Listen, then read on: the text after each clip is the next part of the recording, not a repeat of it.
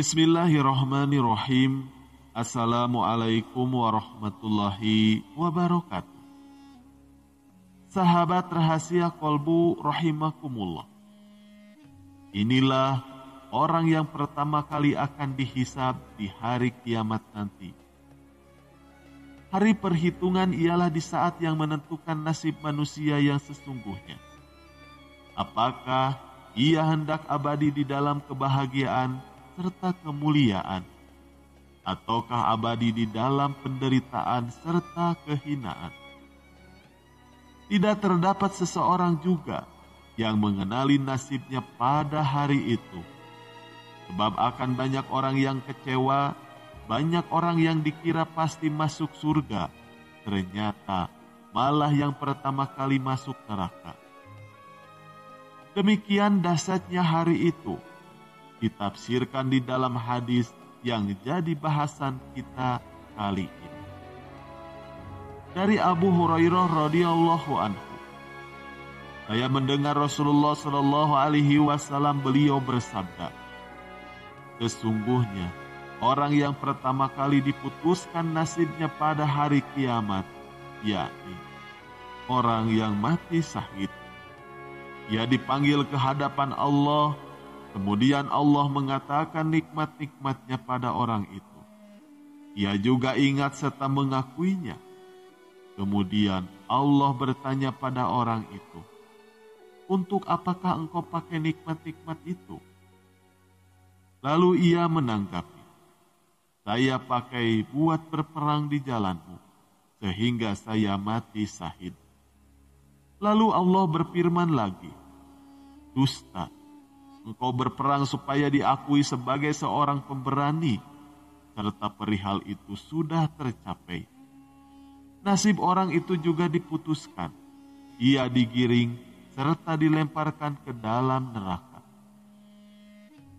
Setelah itu, orang yang tekun belajar serta mengajar, dan juga pakar Al-Quran, ia dipanggil ke hadapan Allah. Kemudian Allah mengatakan nikmat-nikmatnya pada orang itu. Ia juga ingat serta mengakuinya. Kemudian Allah bertanya kepadanya, buat apakah engkau pakai nikmat-nikmat itu?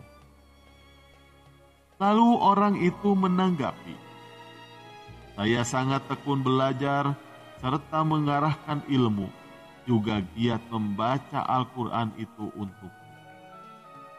Lalu Allah berfirman, dusta, engkau tekun belajar biar diakui selaku orang yang pandai. Engkau tekun membaca Al-Quran biar diakui selaku orang yang mahir di dalam membaca Al-Quran. Serta seluruh itu telah engkau miliki. Nasib orang itu juga diputuskan, ia digiring serta dilemparkan ke dalam neraka. Setelah itu orang yang Allah berikan bermacam-macam kemudahan baginya untuk memiliki segala macam kekayaan. Ia dipanggil ke hadapan Allah.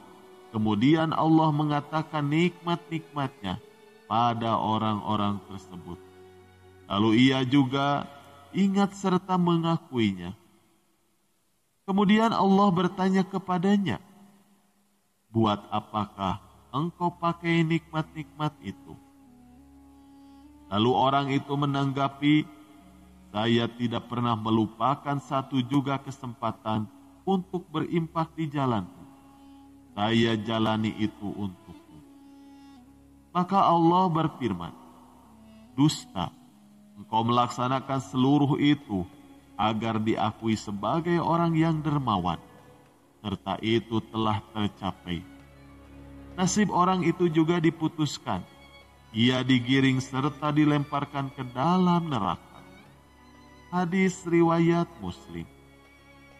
Berikut ini kami sampaikan sebagian catatan serta penjelasan berkaitan dengan hadis di atas. Yang pertama, hanya Allah yang mengenali ikhlasnya amal.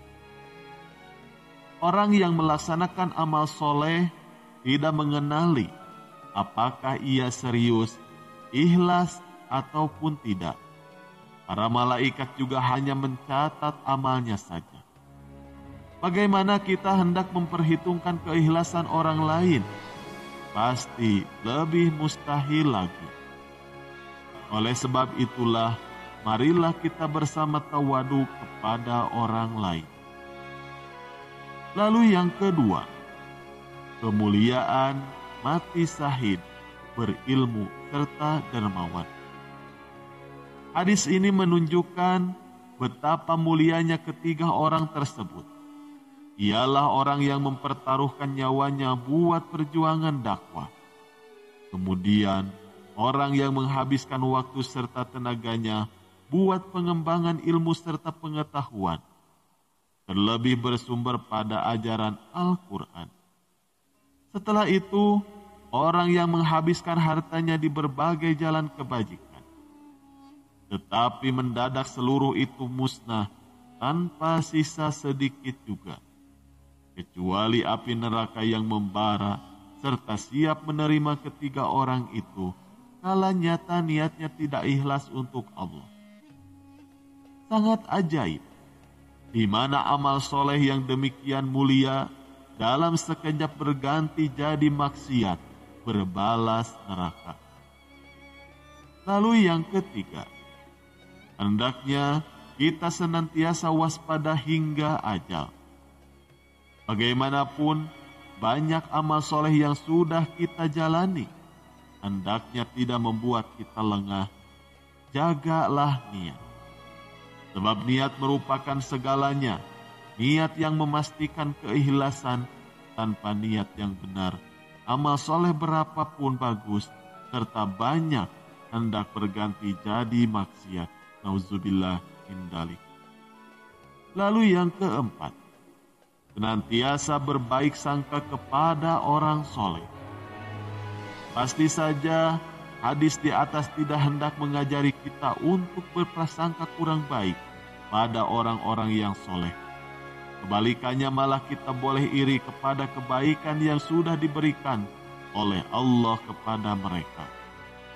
Perilaku iri yang positif, sehingga kita berlomba-lomba di dalam amal kebajikan. Lalu yang kelima, tidak mengkultuskan pribadi seseorang manusia.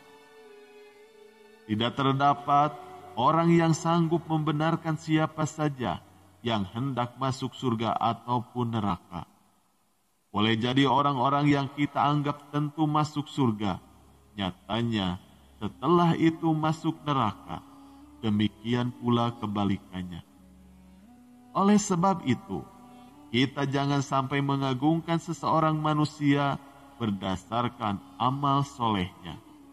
Kita tidak ketahui apa yang hendak diputuskan oleh Allah pada orang tersebut.